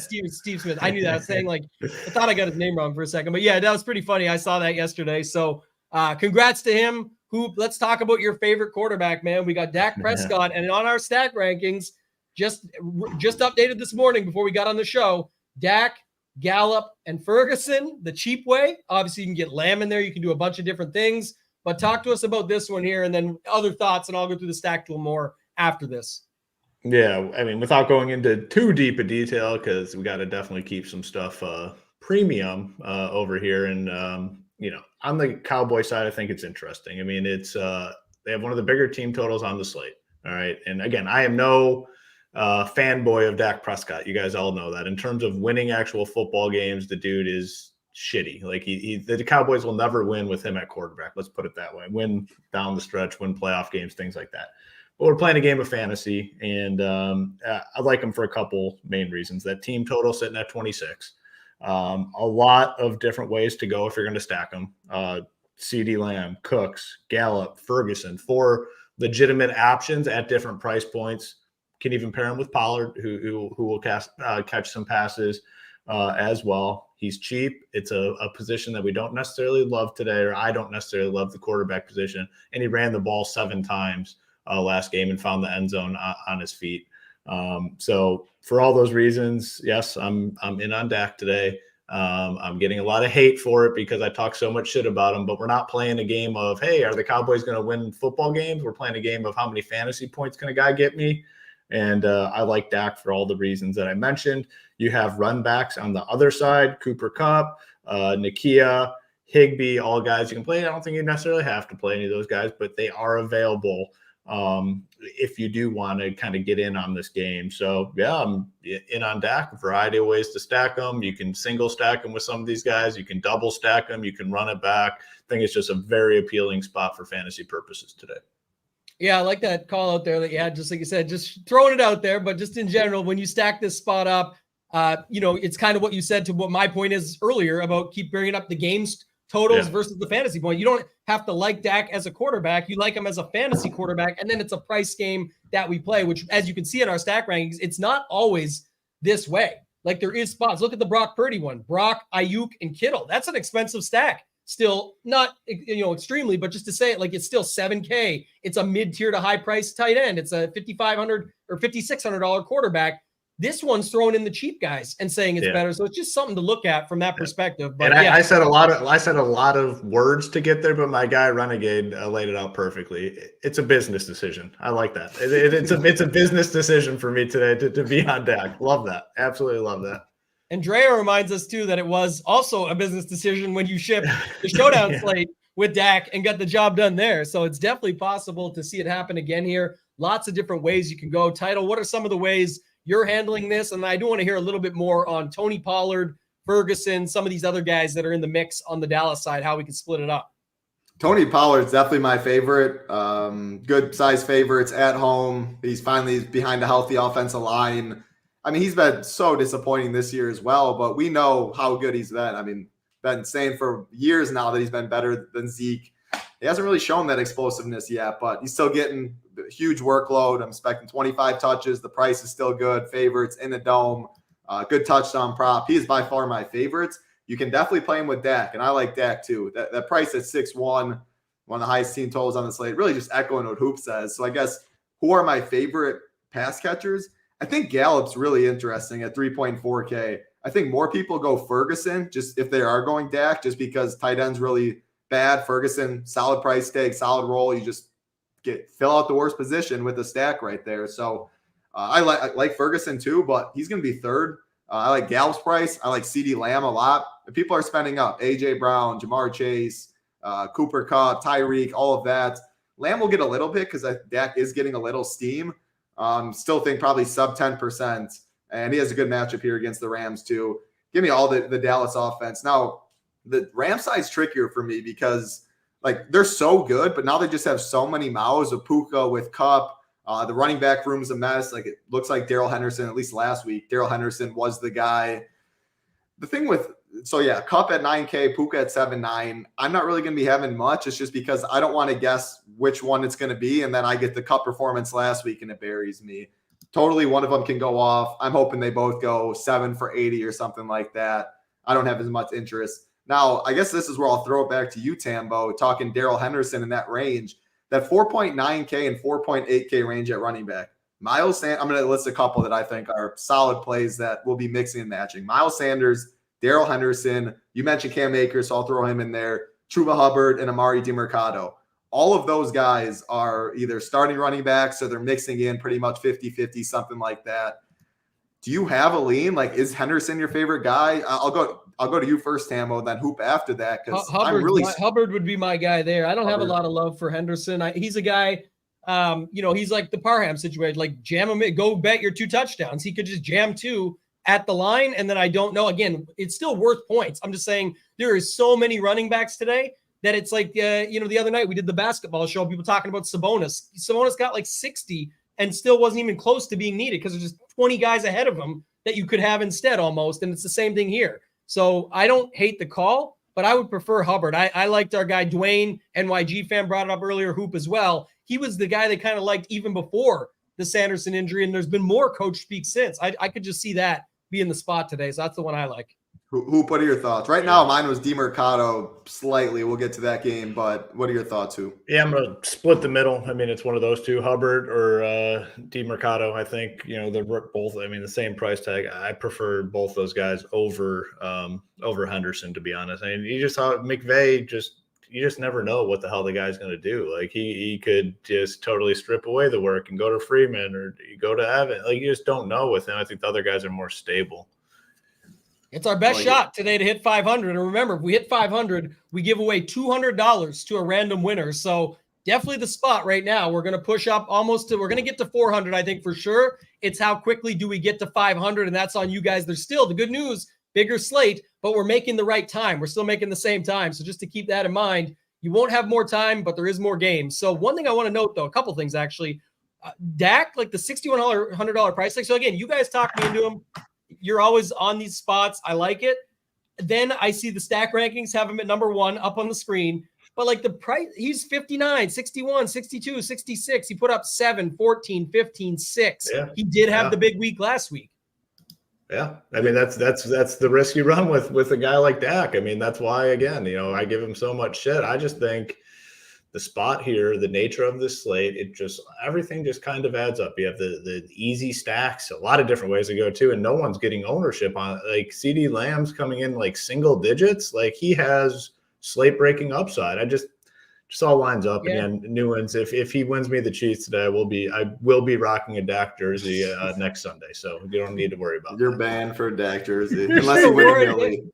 That could have been your Halloween costume. What about like 200,000 or something? What if I get a $250,000? Can I get a 250? You get 250. All right, deal. 250. If he wins me 250, I'll be repping the jersey. There you go. Cullen knows. Cullen Hoffman says, have my kids go on their tablets and hit the like button. That's the dedication that we're talking about. So actually, you know what, Cullen? I'm giving you $100, and that's because if we don't hit the 500, the 100 already got given out. This is what we're talking about: support, appreciation, dedication, Ship It Nation, all that stuff. This is what we're all about. Cullen Hoffman, email me info@shipitnation.com with the screenshot of your YouTube account, and you got the final $100. If we hit the 500, we'll give another one away on your behalf. But that's what we're talking about on these Sundays moving forward. Definitely appreciate you, my man. One other tidbit I wanted to note for this one was a FanDuel one. I saw Nades just popped it in there, just talking about you can do it anywhere, but especially on I know for a fact Ferguson's getting a little more love on FanDuel, right? We're seeing him over there, whereas McBride, which we'll get to that in a second, is getting more love on DraftKings. Higbee is the exact same price. I know it's 300 less. That's even better on DK, but I'm saying he fits the mold. He can get you the touchdown or whatever, just fits it in and makes it be needed. And on FanDuel, I actually like that, where you could have like a Dak, Gallup, Lamb, Higbee. You could have a Pollard, Higbee. You can do a bunch of different stacks with that over there. And I think that the spot, again, who cares? But just the idea of game theory and leverage is to use a guy like Higbee in that spot. I got nothing else on this one, though, Title. Anything else you've got with this one? If not, we can hop into Cleveland and Seattle. We got 4 games left, including this one. Yeah, no, the last point is like just trying to, why am I on Dak a little bit? Coming off a bye, the nature of the slate, the price is good, multiple weapons, a lot of cheap pass catchers with Ferguson, Gallup, people talking Cooks. I don't love it as much for Cooks. He just has not showed me anything. But again, I don't think it's a better price craziest on thing. FanDuel, by the way. Cooks is he's down in the low 5,300. Yeah, we're touchdown dependent over there. I definitely like him more over there. Yeah, good point there. And maybe early slate, like that's where you can mix in Cooks or Henderson or stuff like that, smaller. Don't like as much for Maine. But yeah, that's my thoughts there. As far as the Browns and the Seahawks, went from one of the best games, one of my favorite games, to one of my least favorite games.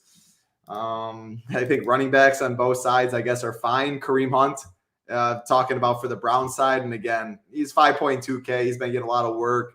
And then with the Jerome Ford, we didn't get Ford news yet that I saw. Question. I was just checking for that too. If anyone has it, let me know. I just didn't see it pop up yet. We are waiting on. He wants to play. He wants to play, and it's a pregame warm up thing. But it sounds like he's pushing to play essentially. Yeah, I'm leaning he plays. It really might be Hunt. Even if he does play, I think Hunt probably gets more work though. With this injury, Hunt's been closing the gap there as well. Ford had that monster run. First drive? And his next 9 carries were like negative yards or something before he got hurt. Either way, though, I really don't like either side of this game. Seahawks defense is my favorite play. And I think going Kenneth Walker Seahawks is pretty interesting in that 7K range. No pass catchers for me. Don't even really like Kareem Hunt much. So I guess let's just say Walker Seahawks defense. Yeah, and we keep saying, going back to the Dak thing for a second, we keep saying nature of the slate. My take was, before all you guys sold me on this guy, I thought he might be the nature of my hate later on, because I don't know if it's going to be a spot where we get another 25 from Dak, but everyone seems to think it will be. So I'll trust you guys on that. The chat had asked Hoop, just going back quickly, they had said, are you more likely to double stack that spot basically, or are you good with just Dak and one guy? Because then another question came up about the skinny stacks as well. Yeah. So, this was a question. Would you include Pollard with Dak? I mean, I'm going to have some teams like that for sure. I mean, in the scenario, you need Dallas to come out and score like 35 points if you're playing this. Like Dak with Pollard and another pass catcher, I don't know. I will have some because I think it's possible today. So, yes, if I'm hand building a team, no, I'm probably not going this route. But in 150, I'm going to have some of this. And then, not this one. Good question, though, here about skinny stack, not always needing. What makes you decide whether – so if you're going to go in on a game, and I always say that, like, if you're going in on a game, that means, like, you're getting pieces of both sides. You're getting 4, potentially 5 pieces. You need to envision the back and forth. You need to identify pieces on the other side of your stack that can keep this thing going. Quick scores, 60-yard touchdowns, like that's what needs to happen if you're, really going into the game stack situation.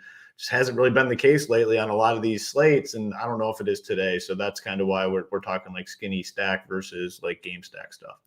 And you'll know too, I find it's like pretty easy because when you're building it or you're seeing it, if you're using an optimizer and looking at your stuff, you'll be like, well, does it feel forced or not? If you're building an A.J. Brown lineup with Hurts and you can't make a choice between Samuel, Dotson, and Terry McLaurin, just don't feel like you need to force it. Sam Howell might just take 20 sacks and it ends up just being a Philly smash spot. You don't need anything else. You end up needing something ridiculous like Hurts, A.J. Brown for 2 touchdowns, and the defense who just crushed them. And you're looking for a run back when you just don't need it. So you'll know pretty much from looking at it from that perspective, I think.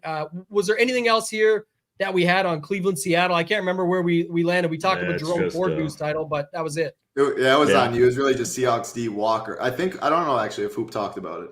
No, it's just going to be, I'm going to play some Hunt, maybe. Defenses.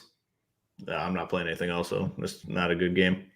If Ford is ruled out, I don't think he will be, but let's just quickly run this. If he was, would you just move in on Hunt, or are you not in on? Yeah, but it's tough because some of the best running back plays are at 1 Eastern. You have a lot of really good running back plays at 1 Eastern. You have Pollard.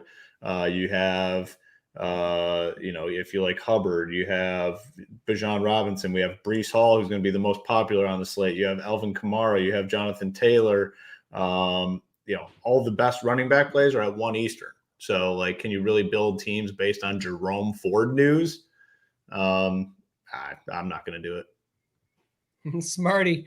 Our guy just crushing again in the college football streets again last night. Him and many others. He provides, it's like a member-run community inside of our own Discord community, and he helps out with the college football. He's been doing it all season long. People are crushing in the college football streets. It's not an official offering from the site, but Smarty's our guy. He says he loves to help out. He's got the testimonial up on the website you can check out. He says, y'all keep saying skinny stack. I'm here to say fat stacks need love too.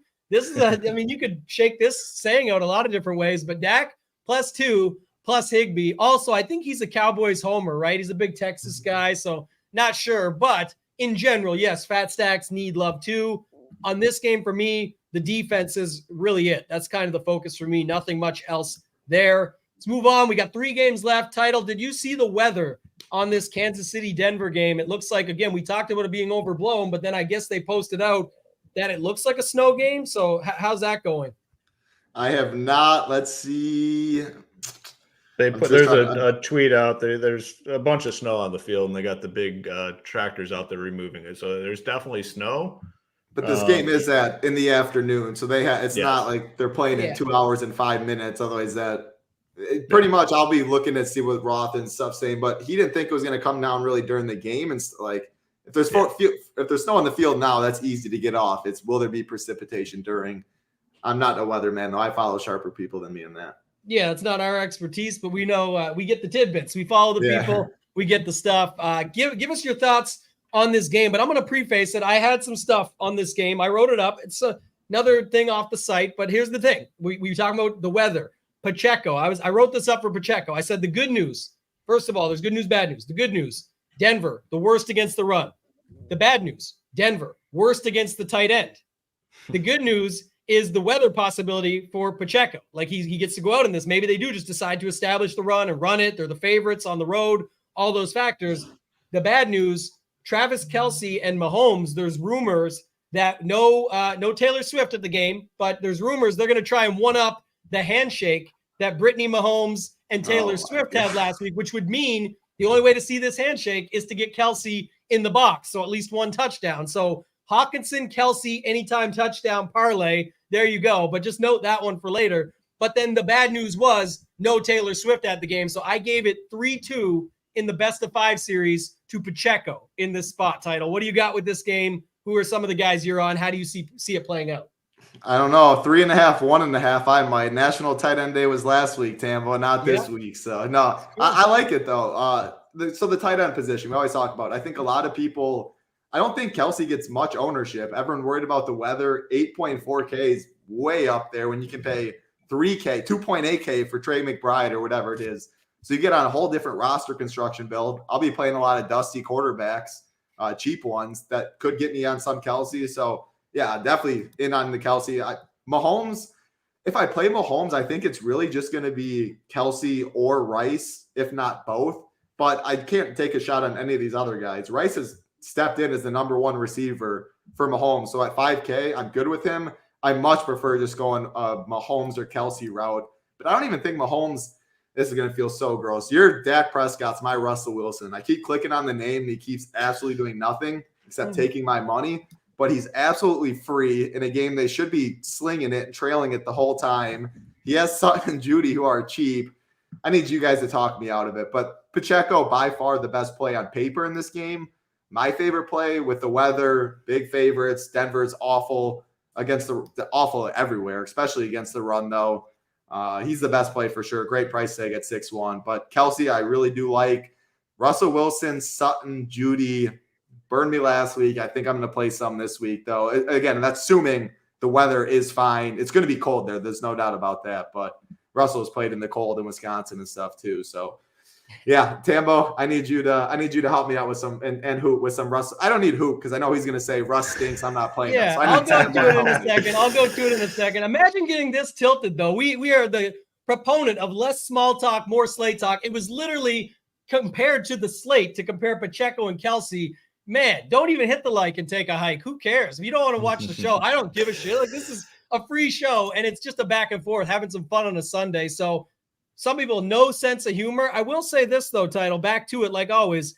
This is my thing with the Dak situation. You go back to Russ, 19, 22, 18, 31. Like, the dude actually still put up scores. And what's the fastest, quickest way to access of a Kansas City game when you've got Mahomes at 8,400 now? You've got Kelce at 8,400 now. You've got Pacheco up to 6,100. Like, all these prices are pumped up. The fastest way or the cheapest or easiest way to get access to it is to go to the other side. We've seen Sutton, we've seen Judy. There's definitely opportunity here. And again, for me, it would just be mostly a skinny stack. On FanDuel, you can actually fit it very easily to double stack this spot. Like you can get like Sutton, Judy, Wilson with Pacheco even, and still fit everything you want. But just to say it, in my opinion, that's the thought here that I had. And that's why Wilson was included at 5,300, just based on those scores he's actually hit. So I burned some more money. I can thank Tambo for reiterating that. He's coming down the ship with me. Send the reimbursement invoice. Yeah, this no, I like it. Hour 13 minutes with nothing mentioned of anything. Don't even talk about no bullshit, and bring it up with a relation to a fun little back and forth on the game. It's just so funny. Go ahead. Keep it rolling here. I'm the number one anti, because it's not only thrown in my face like during these football games, it's thrown in my face in my real life, because my daughter is like a Swiftie. She's 11 years old. Like, she's in on this stuff. So not only do I see it when I have to watch NFL games, I also get it driving in the car, at home, when the radio's on. Like, I'm getting hit from every angle, and I'm over it beyond anyone. So I'll just leave it there. Yes, I can't stand the shit. In terms of Russell Wilson, I like the Chiefs defense, man. I think they have like one of the better defenses in the NFL. I get that they're trailing here and Russ might be slinging it. I just think he gets worse in these spots. Like when they're playing from behind against like a good defense, I don't know. Like, sure, if you guys get there, I'll be rooting you in on the Russ stuff towards the end here, but like I'm not going to be on it. In terms of weather, it's just going to be cold. It looks like very cold. The snow will be cleared off the field, but it is going to be one of the colder games today. So if like that impacts the way you build your teams, go for it. But I don't think the snow or anything is going to play a real role here. Kelsey, I'm fine with getting to Kelsey, even in cold temperatures or whatever. I mean, he's going to be low owned. Like, I think lower owned than people think. Like, I was going through and building out some of my teams. Like, got to essentially like force him in. If you're building 150, like you have to make adjustments to get him in, because especially on DK, I mean, it's just very appealing to go cheap at tight end. We have a lot of cheap guys down there, so I want to try to get some of him. He's easier to get in on FanDuel opposed to DK.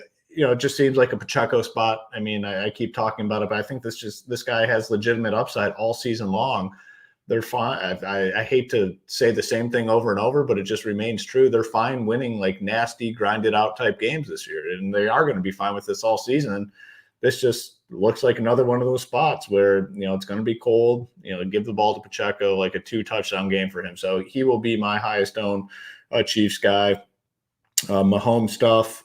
Yeah, I don't think I'm necessarily going to be on him today. Had the big game last week. To me, this is more of a Pacheco spot. And if it's a Pacheco spot and a Chiefs defense spot, I'm not going to have a lot of Broncos either. Asking the real questions. Will Sierra be at the game? So we have to know these things beforehand. We can move on. I don't have much else here with this one. I think it really just comes down to how you want to play it. I talked about it earlier. That's why I get some Russ. He's been fine. I get why other people are on Dak. One thing I will note, though, we talk about it all the time, Hoop, with the weather, and the total's gone up in this game. It opened at 43 something. And no, not because of the weather, but I'm saying the weather also hasn't dropped it. It's up to 46 now from the opening line. That's not what moved it, obviously, but I'm saying this weather, this snow has not moved it down at all. And like people say, boots on the ground, I'm there. It's 3 inches. It's still going. Well, we have hours till this game. Like, they're going to clear it. It's going to be that. I think it's going to be fine. It's just going to be really cold. So don't have much else on this one. Title, anything else to add? If not, you can take us into the Bengals and the 49ers. Second last game on the slate as we hit the 400 like number. So perfect timing. 100 likes to go. Hey, I like Brock Purdy and this stack. This is one of my favorite stacks, especially because he was it seemed like doubtful earlier in the week, then questionable, passed all of his tests. It was concussion too, so it's not like an ankle or a shoulder or anything like that. People know Brock Purdy's going to play, but I still think ownership definitely will be in check.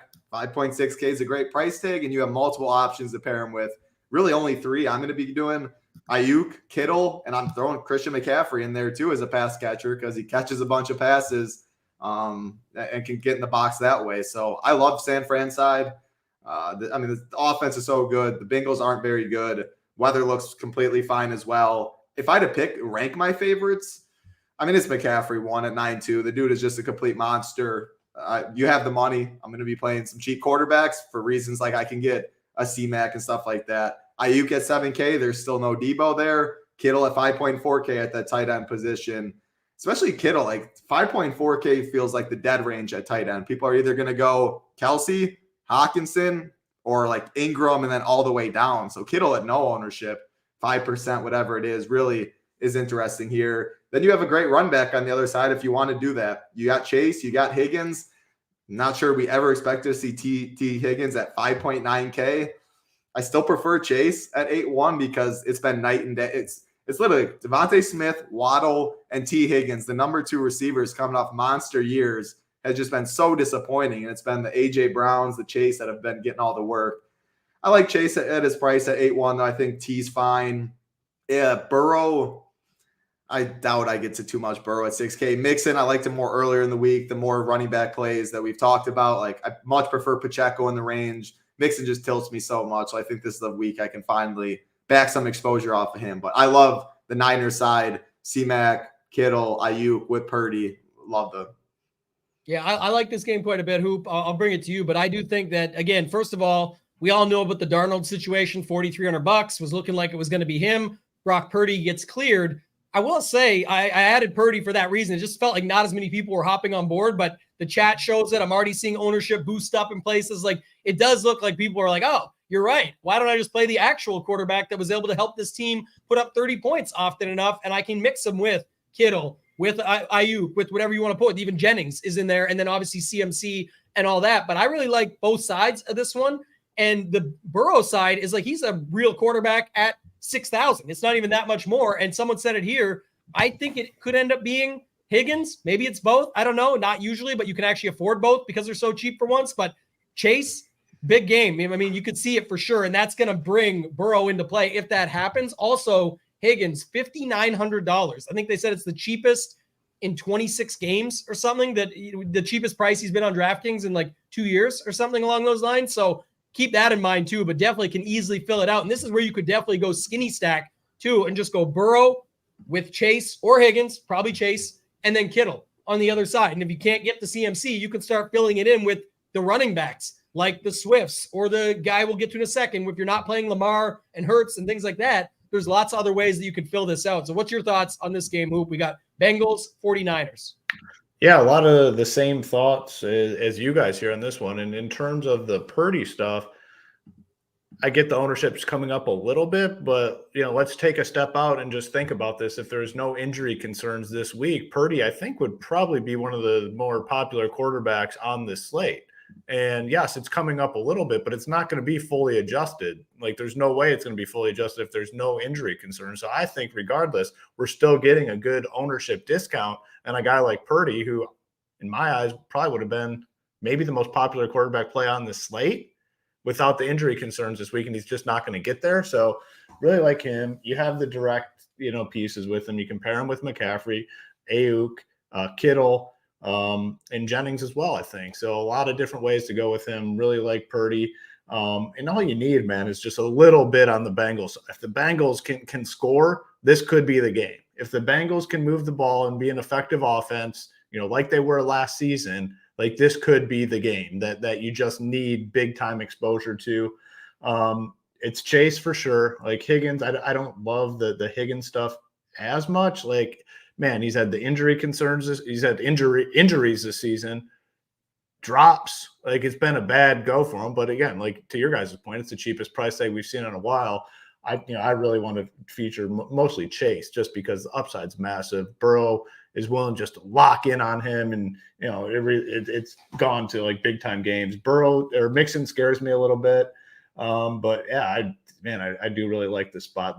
Again, this could be the game. Burrow is like a quarterback that I could bring into the mix, when I start to fully build my teams. I haven't decided what I'm going to do with him. But I like that point. I believe it was you that brought it up, Tambo. It's like he's a legit quarterback at 6K. You're not taking, like, he is good, obviously having a down season, but you're getting a legit dude for 6K. So I think I probably will bring him into the mix a little bit more here. And just to note, too, like that's the thing. You go Tua, Tyreek, and Waddle any given week, not this week, just saying. Like, you're paying $7,500 plus for Tua. You're paying $9K plus for Tyreek Hill. You're paying $7,500 for Waddle. Here you got $6,000. 8,100 and 5,900. So it's normally not a spot where I would play both, but like you said, the ceiling is so high. on Chase that even then that could drag some of Higgins along. And if it gets split a little bit and it ends up being one of those slates where you don't see as many points, you could fill up all your spots. You can still get Ayuk in there. You can get Kittle on the other side. There's lots of value running backs that you can play to make it work. And then the chat noted it, and I forgot to bring this other point up too, Cincy off the bye, so healthier than they've ever been. And then there was another stat, I forget exactly what it was this week, but about their 50-plus point games that they've been involved in. This is another 43.5, just seems like an over here. So now we get the Hawkinson anytime touchdown, the Kelsey anytime touchdown, and the over in Cincy San Fran. That's the trifecta. I'll round it out with that one for the parlay. But Title, I'll go to you on this one. Anything else, anything you've got with this game? No, I already touched on that game. I like the Purdy side for sure. IU, Kittle. Yeah, maybe I'll raise a little Burrow exposure. Like, I think it was the team total below 20. It really got me. I really respect the 49ers defense. But yeah, since he's as healthy as they've really been, Higgins price tag, I like Chase. So why not throw in a little Burrow on a tough quarterback slate? So I think you talked me in a little more here. And then one more thing I was going to bring up. I love these things. I look them up all the time or try and find some of them. But our guy Marley doing the Lord's work out here says Chase Ayuk, same price as CMC Higgins. So good luck picking a side in that one. Hoop, did you have a take on it? Give us your take on that 2v2. I know you don't love Higgins, but it's got CMC included there. But then the Chase Ayuk side, man, just looks so good too. Where is it? Where is that? Say it again. Marley said, if you look, playing Chase Ayuk is the same price as playing CMC Higgins. Gosh, yeah, definitely give me the Chase side on that. Like, yeah, I love CMC though, but yeah, Higgins, I'm just not as excited about Higgins today. We'll see how it goes. Take us into this last game, who Baltimore, Arizona, going to round this show out. I left this up for that reason because Purdy was featured on our stack rankings, and still the Cardinals side is still showing up, man. So I won't show you guys where Lamar is, but the Cardinals side is showing up there right now. Yeah, and I think it's actually important and relevant to this game because they have pieces on the other side that can keep this thing moving a little bit, keep the game somewhat competitive. Obviously, the Ravens coming off of just demolishing my Lions last week. I think this could be a closer game. I mean, it seems like an obvious spot here for the Ravens just to come in and steamroll, but it's very rare you see that in the NFL back-to-back weeks, teams just come in and just steamroll a team. So I think we could see a somewhat competitive game here, and you have pieces on the Cardinal side. DeMarcado, like we talked about, Marquise Brown, Trey McBride at tight end, 2.8K without Zach Ertz. Rondale Moore, 3.4K. They've been working this guy in a little bit, giving him some carries. Yeah, I like these Cardinals pieces, and I definitely like the Ravens. I like what I've seen out of Lamar Jackson, the big game last week. Zay Flowers has looked phenomenal. Mark Andrews at 6'4" could go overlooked today with a lot of people trying to go cheap. I don't mind mixing in some of these dusty-ass wide receivers, Bateman, Aguilar. Like, I don't mind getting exposure to those guys in the Lamar stack. Now, the one way this situation goes awry real quick is if it's Gus Edwards and Justice Hill that gets the job done, and that we've seen it in the past. So those teams would immediately be dead at that point. But I'm going to have a lot of Ravens, and again, I think the Cardinal side is appealing as well. Yeah, I like that call there. It'd be Gus for me if I was going there, because just think again, 5,500, he actually can get, what was it? Last week was a big game for him. You don't see it all the time. That was one. He had like an 80-yard catch last week mixed in there as well. You won't see that very often, but if you are looking to leverage this spot up, people are definitely playing Lamar, Zay Flowers. Also, just a note, I know everyone loves McBride, but it was last year, it was the opposite. It was everyone was playing Greg Dortch, and it ended up being McBride. This week, we could see a spot. Everyone's playing McBride. Don't forget, Hollywood Brown, revenge game. Marquise Brown, flop leg too, 5,200. Doesn't look like very many people are playing him. You can easily fit him in at $5,200. So, Title, I'll go to you on this one. Baltimore, Arizona, last game of this 13-game slate that we're talking about here. Arizona side, really just Trey McBride and DeMarcado. Trey McBride, that was Hoop's call last week when Zach Ertz was in. Now Zach Ertz is out, and his role was already growing. I don't think he paid off last week as well, but Hoop was definitely ahead of the train on McBride in his role. And now with Ertz, it's even better. One of the most popular tight ends. He's very cheap. You can always fade chalky, cheap tight ends. There's a lot of volatility.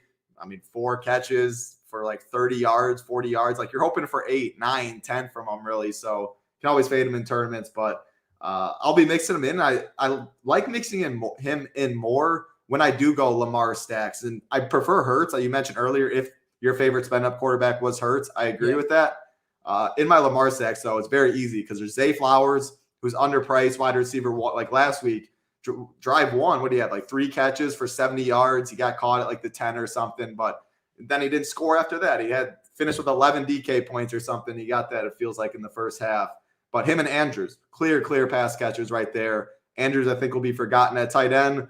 Can easily do what he did last week. Zay underpriced to throw in with Lamar.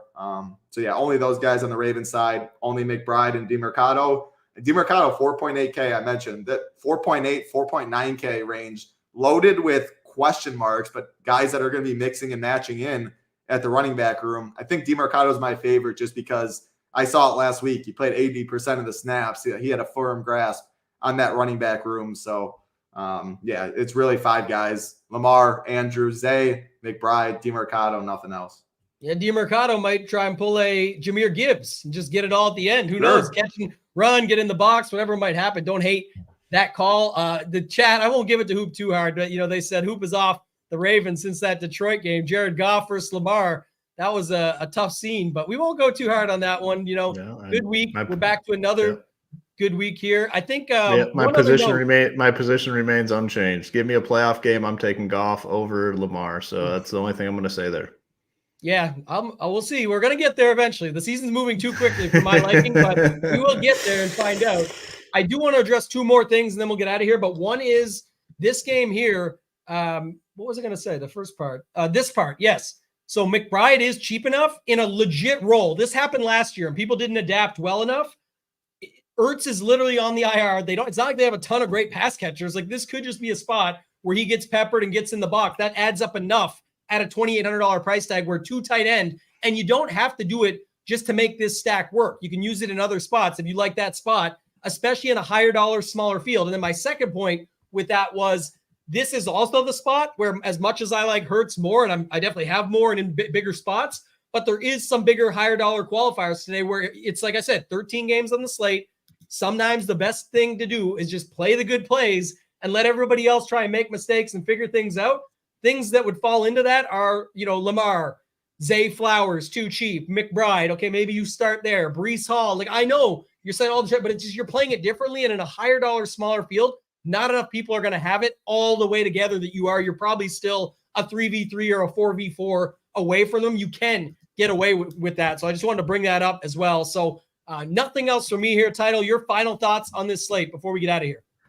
Final thoughts is we're going to have way more Breece Hall than it probably feels comfortable, but he's going to be up there mixing and matching, or not going as much nearly in game stacks. There'll be more skinny stacks like we talked about. I'll be playing more cheap vomit quarterbacks this week to allow myself to spend up at, I think, wide receiver mainly, but there's some running backs we mentioned, McCaffrey up top to spend. But yeah, I'm thinking more so cheaper quarterbacks, so the skinny stacks, the Pickett's, the Pickens, the Dax with some Gallups and some Ferguson, Lambs of the world. Run backs, I'm not going to be forcing by any means. And just think about roster construction and stuff like that. Like, if you do go, you can start, if you want to go Lamar, Zay Flowers, McBride, Breece, like E-Chalk there, mix in a couple lower owned plays. It's a 13-game slate. So many games, no bye weeks, no one-in games where you can eat plenty of chalk, multiple chalk spots, half your lineup, and still play a lot of low-owned plays that still grade out well. Just ownership's going to be spread out. So it's a fun slate, man. It really is. Yeah, Hoop, I'll come to you. Same question. It's we hit 420 likes, so it's perfect time for our guy G Rising in a safety meeting. We can get out of here. But final thoughts from you on this slate before I take us home. Yeah, I mean, it's a full slate. We have a lot of games, a lot of different ways to go. Definitely looking forward to it. I think we've laid out a good pathway to potentially get to the top, and now obviously get over to SHIPITNation.com where all our information is live, and we'll be making any adjustments as needed here up to lock. But looking forward to this slate and seeing those Ship It Nation logos at the top of the leaderboard today. Yeah, let's get it again this week, guys. You can go check it out, ShipItNation.com. It's free to go to the website and just browse around and see it. Like I said, the NBA is back. You can go on our Twitter, X, whatever you want to call it, at ShipItNation there. Check it out. You'll be able to see all the members that are winning. It's not just Hoop, Title, myself, the rest of our team. It's a lot of members that are finding their way to the tops of these leaderboards, getting better at the game, creating their own process, not depositing as much and having to go back and find that. Even if you're just playing $20 to $30 a day, you're looking for a place to call home, a community that's about helping you get better as a player. That's what SHIPIT Nation is all about. Go to SHIPITNation.com. Use code MAYO to get 10% off. That's going to do it for this one, guys. For Hoop, for Title, for myself, ToeTagginTambo. Let's ship it.